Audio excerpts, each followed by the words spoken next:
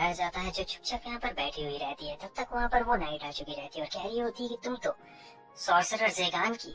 और फिर नेफिलिया खड़ी हो जाती है और कह रही होती है कि एक एंजेलिक नाइट। और वो समझ चुकी रहती है कि अब तो काम हो चुका है, इसलिए वो उससे कह रही होती है क्या तुम मुझे मारने वाली हो, क्योंकि नाइट्स और सॉर्सरर्स एक दूसरे के कट्टर दुश्मन रहते हैं। लेकिन वो कह रही होती है कि नहीं नहीं, तुम गलत समझ रही हो, मैं यहाँ पर तुम्हें मारने के लिए बिल्कुल भी नहीं आई हूँ। और ये कह रही होती है कि प्लीज जल्दी करो, मुझे जल्द से जल्द मार दो, प्लीज जल्दी करो। लेकिन यहाँ पर वो जोर से चिल्लाने लगती है। नाइट तो सभी लोग यहाँ पे आ जाते हैं और देख रहे होते हैं कि यार ये क्या, ये तो नेफिलिया है, आखिर की नाइट क्या कर रही है, क्या ये उसे मारने की कोशिश कर रही है। तब यहाँ पर एकदम भगदड़ मच चुकी रहती है और इधर आगे हमें दिखाया जाता है नेफिलिया कह रही होती है कि प्लीज मुझे मार दो। लेकिन वो कह रही थी कि नहीं नहीं, मैं कोई सीरियल किलर नहीं हूँ। तब तक ये बीच में आ चुकी रहती है बर्ड, कह रही होती है कि तुम इसे नहीं मार सकती, ये बहुत ही ज्यादा इनोसेंट है, तुम्हें तो अपने ऊपर शर्म आनी चाहिए। तब नाइट कह रही थी कि अरे मैंने कुछ भी नहीं कहा, मैं इसे नहीं मारने वाली हूँ, समझी। और फिर सब लोग इसे कह रहे होते हैं कि तुम्हारी हिम्मत कैसे हुई, तुम नेफिलिया को चोट कैसे पहुंचाना चाहती हो, क्योंकि नेफिलिया सबकी फेवरेट रहती है, समझे। और ज़ेगान ने मदद भी रुकी रहती है बहुत सारे लोगों की। तो यहाँ पे सब लोग उस पर गुस्सा कर रहे होते हैं, लेकिन तब तक वो कहती है कि यार इसने मुझे चोट नहीं पहुंचाया है। और फिर ये रोके कह रही होती है कि मैं भी तो तुम लोगों से यही बात कह रही हूँ इतनी देर से, लेकिन तुम लोगों भी समझने को तैयार ही नहीं हो। तो वो पूरा रोने लगती है और यहाँ पर ये लोग क्या बोले इन्हें भी कुछ समझ नहीं आता, इसलिए बर्ड फैसला करती है रेस्टोरेंट में जाने का। तो ये लोग यहाँ पे आ चुके रहते हैं रेस्टोरेंट में और फिर ये लोग नेफिलिया से पूछ रहे होते हैं कि आखिर बात क्या है। और इधर ये भी कह रही होती है कि क्या तुम नेफिलिया को परेशान कर रही थी, पूरा टॉर्चर कर रही होती है यहाँ पर। और इधर हमें नेफिलिया को दिखाया जा रहा होता है जहाँ पर ये बताती है कैसे इसके मास्टर ने इसे घर से बाहर निकाल दिया है, लेकिन इन्हें बिल्कुल भी नहीं पता रहता है कि आखिर क्यों इसे घर से बाहर निकाल दिया गया रहता है। तो ये लोग जमशेद कर रहे होते हैं और यहाँ पर हमें नाइट के उस बंदे को दिखाया जाता है जो कि बहुत ज्यादा डरा हुआ था नेफिलिया से, पिछला बार जो इंसिडेंट हुआ था ना उसी की वजह से। तो अब यहाँ पे नेफिलिया बता रही होती है कि मेरे मास्टर ने बिना बताया मुझे यहाँ से निकाल दिया। और फिर ये बढ़ गया थी, तुम जो खाना चाहो तुम वो खा सकती हो, समझी।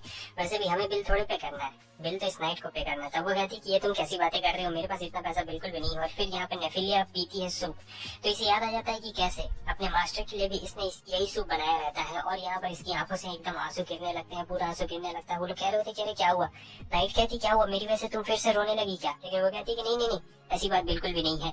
और फिर जोर से रोने लगती, कह रही होती कि पता नहीं आखिर मेरे साथ ये क्या हो रहा है, आखिर मुझे क्यों आ रही है आंसू। और तब तक वो आती है और दोनों पैसे पकड़ लेती है, कह रही होती कि चिंता मत करो मैं हूं ना यहाँ पर। फिर नेफिलिया यहाँ पे शांत हो चुकी रहती है और कह रही होती है कि मुझे नहीं पता आखिर उन्होंने मुझे बाहर क्यों निकाला है घर से। और फिर ये कह रही होती है कि क्या ऐसा हो सकता है कि वो तुम्हारा बस इस्तेमाल कर रहा था। नेफिलिया कहती है कि नहीं, मेरे मास्टर ऐसे बिल्कुल भी नहीं है, वो किसी का भी इस्तेमाल नहीं करते। वो कहती तब तुम इतने गुस्से में क्यों दिख रही हो। नेफिलिया बोलती कि मैं कहाँ गुस्से में दिख रही हूँ, ये तो मेरा नॉर्मल रूप है। असल में जो एल्फ रहते हैं उनका थोड़ा सा स्ट्रक्चर ऐसा रहता है, क्यूट सा स्ट्रक्चर रहता है, और ये लोग नॉर्मल से स्टेयर भी करते हैं ना, इसलिए।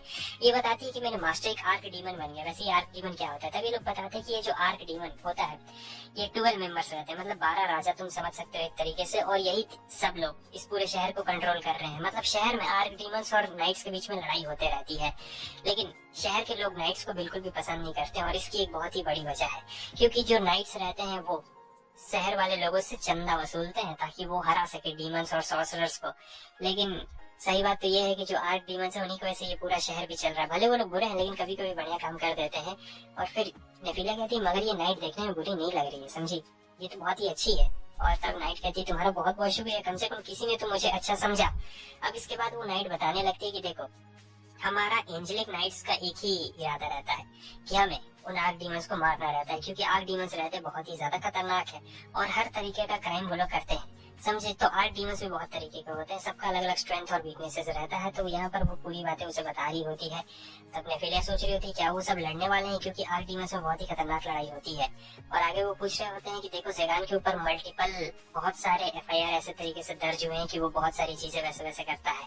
लेकिन फिर नेफिलिया बता रही होती है कि नहीं, मेरे मास्टर ऐसे बिल्कुल भी नहीं है, उन्होंने तो एक बार एक कार्ड की जान बचाई थी, मतलब कार्ड जा रहा था और वहां पर उन्होंने जान बचाई थी। मुझे नहीं लगता है कि वो किसी का किडनैपिंग कर सकता है। असल में अभी किडनैपिंग का केस ज़ेगान पे ही चल रहा होता है, क्योंकि बहुत सारे बच्चे अचानक से गायब हो चुके रहते हैं।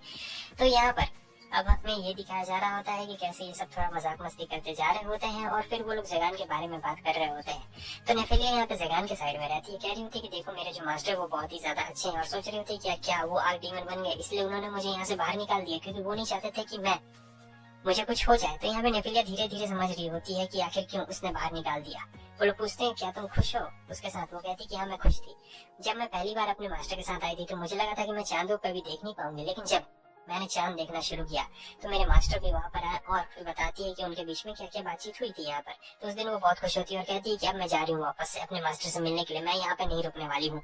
ये बहुत ही ज्यादा कह रही होती है कि मैं, भले वो मुझे मारे पीटे कुछ भी करे मेरे साथ, लेकिन मैं उन्हीं के साथ में रहने वाली हूँ, क्योंकि उन्होंने कभी भी मुझे नीचा नहीं समझा, ना ही मेरे साथ कभी कुछ बुरा किया है, इसलिए मैं जा रही हूँ उनके साथ में रहने के लिए। तो नेफिलिया यहाँ पर सारी जिम्मेवारी अपने ऊपर ले लेती है और कहती है कि मैं चलती हूँ। तब नाइट उठती है और कहती है कि चिंता मत करो, मैं भी तुम्हारे साथ चलूंगी। असल में ज़ेगान के ऊपर कुछ एलिगेशंस लगे हुए हैं जो मुझे भी लगता है कि फेक है, और मैं उन सारे एलिगेशंस को मिटाने के लिए तुम्हारे साथ में चलूंगी। तब यहाँ पर ये जो बर्ड रहती कह रही होती है कि ठीक है, वैसे भी तो हम लोग दोस्त हैं और हम लोग साथ साथ में चलने वाले हैं। तो इसके बाद बिल आ जाता है, तो वो बर्ड कहती है कि इस नाइट को दे दो बिल। तब ये कह रही होती नेफिलिया कह रहे लेकिन मेरे पास पैसे बिल्कुल भी नहीं है। तब वो कहती चिंता क्यों करती हो, मैं तुम्हारी दोस्त हूँ ना। अब इस बात को सुनने के बाद नाइट कहती है तो क्या मैं भी तुम लोग की दोस्त हुई क्या। तो वो बर्ड कहती है कि अरे हाँ हाँ, क्यों नहीं, तुम भी तो हमारी दोस्त हो मेरी प्यारी नाइट, और वैसे एक आर्क डीमन का और एक नाइट का मतलब काफी अच्छा दोस्त है। तो ये बड़ा ही एक्सट्रोवर्ट टाइप का बंदी रहती है। तब तक हम देखते हैं कि कैसे ये लोग आ चुके रहते हैं, और एक तो नेफिलिया को देख के डर गया रहता है कि यार ये तो वही मॉन्स्टर है जिसने मेरे साथ वो किया था, मतलब कितनी बुरी तरीके से पकड़ा था। लेकिन वो नाइट कह रही थी अरे चिंता मत करो, कुछ भी नहीं होने वाला है, ये बिल्कुल ठीक है। लेकिन वो बंदा बहुत ही ज्यादा डर गया रहता है नेफिलिया को देख के। अचानक से हमें दिखाया जाता है कि एक ब्लैक कलर की फॉग यहाँ पर आ चुकी रहती है, पूरे एकदम मिस्ट पूरा फैल चुका रहता है यहाँ पर, खतरनाक वाला, भयंकर वाला। और ये कह रहा होता है कि मैं ज़ेगान हूँ, इसके अंदर से नाम निकल रहा था कि मैं ज़ेगान हूँ और तुम में से मैं किसी को भी नहीं छोड़ने वाला हूँ। किसी भी तरीके से बर्ड तो यहाँ से निकल चुकी रहती है, इन्हें पता रहता है कि पक्का ये ज़ेगान तो बिल्कुल नहीं होगा, और फिर ये नेफिलिया और उस नाइट को अपने अंदर ले लेता है। और आगे हमें दिखाया जाता है यहाँ पर ज़ेगान को। तो ज़ेगान ने यहाँ पर नाइट्स की छुट्टी कर दी रहती है। तो ज़ेगान मून को देख रहा होता है और यहाँ पे नाइट्स की छुट्टी भी कर चुका रहता है। ये लोग उसे मारने के लिए आए थे, लेकिन ये लोग उसके ट्रैप में फंस चुके थे। असल में ये जो ट्रैप है, इसने और नेफिलिया ने साथ मिलकर इस ट्रैप को बनाया रहता है। तो ज़ेगान को याद आ रहा होता है कि किस तरीके से नेफिलिया ने उसकी बहुत ही ज्यादा मदद की, और अब नेफिलिया उसके साथ बिल्कुल भी नहीं है। तो यहाँ पर इसे काफी ज्यादा बुरा लग रहा होता है, क्योंकि नेफिलिया बहुत ही ज्यादा बढ़िया थी, क्या बोला जाए। ज़ेगान सोच रहा होता है कि अभी सिर्फ 2 ही हफ्ते हुए थे नेफिलिया को सबसे मिले हुए, और सबकी वो चहेती भी बन चुकी थी। अब मैं, तब तक वो नाइट आता है और कहता है कि प्लीज प्लीज तुम कुछ भी करो, लेकिन हमारी मिस नाइट को कुछ भी मत करना। यही वो लेडी नाइट की बात कर रहा होता है और कहता है कि प्लीज तुम भले हमें मार दो, लेकिन उन्हें कुछ भी मत करना। तब ज़ेगान से कह रहा होता है कि देखो मैं वैसे भी उसमें कोई इंटरेस्टेड नहीं हूँ, और मैं उसे नुकसान क्यों पहुंचाऊंगा, मुझे तो पता भी नहीं है कि वो है कहाँ पर, और मैं तुम्हें साफ साफ बता देना चाहता हूँ तुम लोग मेरी टेरिटरी में आई थी, इसलिए मुझे ये सब करना पड़ रहा है, वरना मेरा ये सब करने का कोई भी इरादा नहीं रहता। तब तक बर्ड वहाँ पर आ चुकी रहती है और कह रही होती क्या तुम्हें पता है, नेफिलिया और उस नाइट को किसी ने अगवा कर लिया है, तुम्हें जाना पड़ेगा, तुम्हें उसकी मदद करनी पड़ेगी, समझे, और अगर तुम नहीं गए तो मैं ही चली जाऊंगी। चलो हम दोनों साथ मिलकर चल के उनकी मदद करते हैं। अब ये सुन के तो उसे शौक लग चुका रहता है कि आखिर ऐसा कैसे हो सकता है, और सोच रहा होता है कि अगर सबको पता चल गया कि नेफिलिया का मेरे साथ कनेक्शन है तो वो भी खतरे में पड़ जाएगी। लेकिन यहाँ पर बर्ड कह रही होती कि क्या तुम्हें जरा भी परवाह नहीं है उसकी, उसने कितनी ज्यादा फिक्र है तुम्हारी।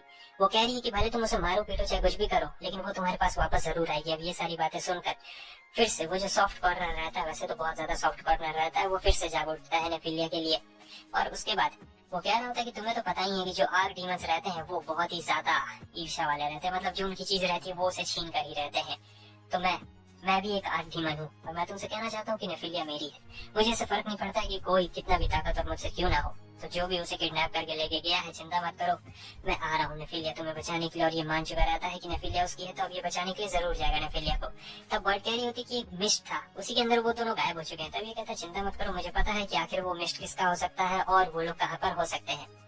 बर्ड कहती है कि ठीक है, मैं भी तुम्हारे साथ चलूंगी उन दोनों को बचाने के लिए। वो कहता है कि ठीक है हम लोग जाएंगे जरूर, लेकिन तुम्हें तो वहाँ पे संभल के रहना पड़ेगा। तो बर्ड भी एकदम तैयार रहती, कह रही होती चलने के लिए। ये कहता है कि ठीक है चलो, तब रेडी है। लेकिन तब तक वो नाइट्स रहते हैं एकदम तैयार रहते, कह रहे होते कि रुको रुको अकेले मत जाओ, हमें भी अपने साथ में लेकर जाओ। तो वो लोग सब पकड़ लेते ज़ेगान को। ज़ेगान कह रहा होता है कि ऐसा नहीं होने वाला है, सिर्फ हम दोनों ही यहाँ पर जाएंगे। तो अब जो बर्ड और हमारा ज़ेगान रहता है वो दोनों रेडी हो चुके रहते हैं, और फिर ज़ेगान यहाँ पर अपना एक स्पेल पढ़ता है, जहाँ पर ये दोनों सीधे ट्रांसपोर्ट हो जाते हैं। अगले सीन में हमें दिखाया जाता है कि इन दोनों को बंधक बना के रखा गया रहता है, जहाँ पर पता नहीं रहता है कि आखिर ये दोनों कहाँ पर है। और नेफिलिया देख रही होती है कि कैसे इसके हाथ और गले में चेन्स बांधे गए हैं, जो कि इसके माना को रोक रहा होता है। ये पहले वाले चेन्स जितने ताकतवर तो नहीं रहते हैं, मगर इतने ताकतवर जरूर रहते हैं कि इसके माना को पूरी तरीके से ब्लॉक कर सके। सोच रही होती है कि आखिर वो कौन है और ये मैं कहाँ पर आ गई हूँ, आखिर किसकी वजह से ये सब हुआ है, कौन मेरे मास्टर को फंसाना चाहता है। लेकिन तब तक वो समझ चुकी रहती है और कह रही होती है कि मैंने सोचा था कि तुम मेरे मास्टर के दोस्त होगे, लेकिन आखिर तुम ये सब क्या कर रहे हो। और इसके पीछे कोई और नहीं बल्कि बारबरोस रहता है और कह रहा होता है कि क्या तुम्हारा मास्टर और मेरा दोस्त, मैं तुम्हें बता देना चाहता हूँ एक सॉर्सर का भी किसी का दोस्त नहीं होता है, समझे। और सॉर्सरी की दुनिया में कोई किसी का भी नहीं होता है। तुम्हें पता है तुम्हारे मास्टर ने सबसे पहले जिस सॉर्सरर को मारा था वो मेरा मास्टर था। हालांकि अगर तुम्हारा मास्टर मेरे मास्टर को नहीं मारता तब भी तो मैं उसे मार ही डालता। वैसे उसने बहुत ही अच्छा किया और मैं तुम लोग को एक अच्छी तरीके से सबक सिखाऊंगा, बहुत ही बढ़िया सबक सिखाऊंगा तुम लोगों को, क्योंकि अभी ये बहुत ही ज्यादा खतरनाक रहता है। सॉर्सरर बहुत ही ज्यादा खतरनाक रहता है और बता रहा होता है कि इसने क्या क्या किया। जेगान के नाम पे यही सारी किडनैपिंग कर रहा होता है और सारी चीजें भी यही कर रहा होता है, बस नाम ये जेगान का लगा देता है जिससे चर्च जेगान के पीछे पड़ जाए और इसका एकदम मतलब सीट खाली हो जाए, कोई भी इसके पीछे ना पड़े। अब ये बात इन दोनों को पता चल चुकी रहती है। जहाँ पर इसे बहुत ज्यादा गुस्सा आ रहा होता है और कह रही होती है तो उन सभी हरकतों के पीछे तुम ही थे। तब वो बताता है कि हाँ, वो सारी किडनैपिंग, वो जितने भी लोग मरे, जो भी कुछ हुआ, उन सब के पीछे मेरा ही हाथ था। वैसे मेरा अकेले हाथ नहीं था, बहुत सारे लोगों का अकेला हाथ था, क्योंकि ये आर्क डीमन की सीट पाना चाहता था। 12 आर्क डीमन में से ये भी एक आर्क डीमन बनना चाहता था, इसीलिए कह रहा होता है। लेकिन ये कह रही होती कि तुम्हारे दरवाजे अब बंद हो चुके हैं, समझे। लेकिन फिर भी ये समझता नहीं और कह रहा होता है अच्छा ठीक है, मैंने अभी तक तुम्हें मारा नहीं है लेकिन मैं जल्दी तुम्हें मार डालूंगा। तब वो कह रही होती कि हाँ, तुम हमेशा सपने ही देखते रहो, तुम आर्क डीमन कभी भी नहीं बन सकते हो, क्योंकि मेरे मास्टर को आर्क डीमन की सीट पहले ही मिल चुकी है। ये सुनने के बाद तो बारबरोस के चेहरे पे से रंग ही उतर चुका रहता है कि ऐसा कैसे हो सकता है। तब ये कहती है कि देखो सच्चाई तो यही है, और आर्क डीमन बनने के बाद उन्होंने मुझे छोड़ दिया। अब यहाँ पर इसका पूरा सर दर्द करने लगता है, कह रहा होता है कि कैसे ऐसा नहीं हो सकता है। एक तो पहले उसने पावर छीन ली और वो आर्क डीमन भी बन गया है, मैं उसे नहीं छोड़ने वाला हूँ। तो यहाँ पर वो नेफिलिया को ऐसे पकड़ता है, चीन से एकदम घसीट के लेके जा रहा होता है, क्योंकि वो उसकी बलि चढ़ाना चाहता था। और अगर नेफिलिया का ये बलि चढ़ा देगा तब बहुत ही ज्यादा पावरफुल बन जाएगा। लेकिन वो कुछ भी कर नहीं सकती थी क्योंकि वो पावरलेस रहती, उसके सामने वो काफी पावरफुल था ना, इसीलिए।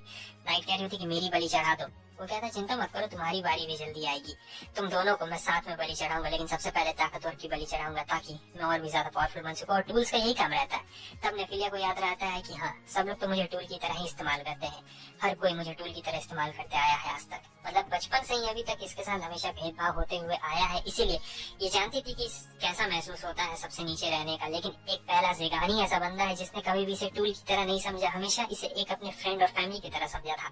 इसलिए जेगान के लिए ये जिंदा रहेगी और बिल्कुल भी हार नहीं मानने वाली रहती है। ये चेंज को खींच रही होती, कह रही होती कि मैं अपने मास्टर से मिलकर रहूंगी क्योंकि वो बहुत ज्यादा अच्छे हैं। मैं वापस उनके लिए खाना बनाना चाहती हूँ, वापस उनकी गोद में बैठना चाहती हूँ, वापस उन्हें खाना खिलाना चाहती हूँ, और तुम मुझसे मेरा हक नहीं छीन सकते हो। लेकिन ये भी पूरा कोशिश कर रहा होता है और यहाँ पर नेफिलिया को बहुत ही ज्यादा दर्द हो रहा होता है, लेकिन यहाँ पर फिर भी ये हार नहीं मानने वाली थी। कह रही होती कि मैं अपने मास्टर के पास वापस जाऊंगी, इतनी आसानी से मैं हार बिल्कुल भी नहीं मानने वाली हूँ। तो आप इसकी आंखों में वो एग्रेशन देख सकते हैं और कहती है कि तुम्हारी हिम्मत कैसे हुई मुझे टच करने की। तब तक पीछे से होता है एक बहुत ही जोरदार धमाका, और जोरदार धमाका समझ चुके हो कि कौन आया है, जेगान यहाँ पर आया है। तो दोस्तों, अगर कोई मेंबरशिप लेना चाहता है तो ले सकते हो। मेंबरशिप से मेरा थोड़ा भलाई हो जाएगा। तुम लोग ले क्यों नहीं लेते हो? कोई तो ले लो, ठीक है। लाइक कर देना, शेयर कर देना।